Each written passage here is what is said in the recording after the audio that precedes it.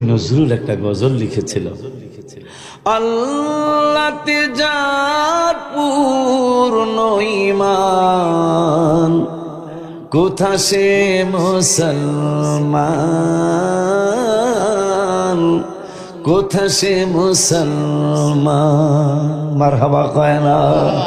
যতই দেখি রওজা শরীফ ততই ভালো লাগে, যতই দেখি রওজা শরীফ ততই ভালো লাগে।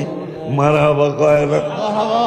যতই দেখি রওজা শরীফ ততই ভালো লাগে, রিয়াজুল জান্নাতে নামাজ পড়িতে ভালো লাগে, যতই দেখি রওজা শরীফ ততই ভালো লাগে, যতই দেখি রওজা শরীফ ততই ভালো লাগে।